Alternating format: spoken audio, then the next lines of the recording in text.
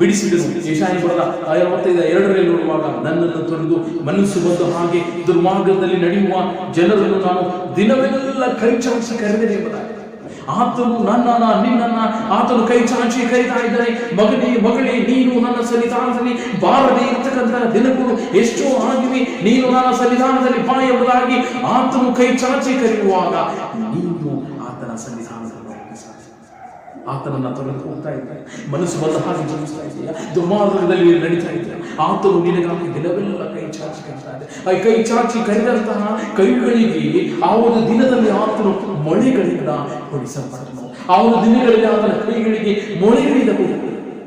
ನಿನ್ನ ನನ್ನನ್ನು ಆತನ ಕೈ ಚಾಚಿ ಕರಿತಿರುವಂತಹ ಕೈಗಳಿಗೆ ಆತನು ಮೊಳೆ ಹೊಡೆದ.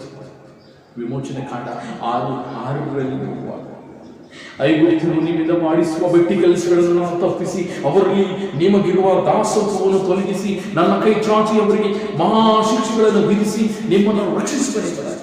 ನನ್ನ ಕೈ ಚಾಚಿ ಆತನು ಕೈ ಚಾಚಿ ನಿನ್ನನ್ನು ಯಾವುದು ವಿಧಿಸ್ತಕ್ಕಂಥ ಶಿಕ್ಷೆ ಇಲ್ಲ, ಆಗ್ತಕ್ಕಂಥ ಒಂದು ಶಿಕ್ಷೆಯಿಂದ ಆತನು ಬಿಡಿಸ್ತಾ ಇದ್ದಾನೆ. ನಿಮ್ಮನ್ನು ರಕ್ಷಿಸಬೇಕೆಂಬುದಾಗಿ ಆತನು ತನ್ನ ಕೈ ಚಾಚಿ ಆ ಕೈಗಳಿಗೆ ಈ ಒಂದು ದಿನದಲ್ಲಿ ಕೈ ಚಾಚಿ ಕರೆದಂತಹ ಕೈಗಳಿಗೆ ಮೊಂಡರಾಗಿ ನಾನು ಹೋಗ್ತಾ ಇದ್ದೇನೆ. ಆತನು ಕರಿತಿರುವುದನ್ನ, ಆತನು ದಿನವೆಲ್ಲ ಕೈ ಚಾಚಿ ನಿನ್ನನ್ನು ಕರಿತಿರುವುದನ್ನ ನೀನು ಅದನ್ನ ಗಮನಕ್ಕೆ ತೆಗೆದುಕೊಳ್ಳದೆ ಅದನ್ನು ನೀನು ಇಗ್ನೋರನ್ನು ಮಾಡಿ ನೀನು ಮೊಂಡರಾಗಿ ನೀನು ಆತನ ಸನ್ನಿಧಾನಕ್ಕೆ ಬಾರದೆ ನೀನು ತಿರುಗ್ತಾ ಇದೆಯಾ?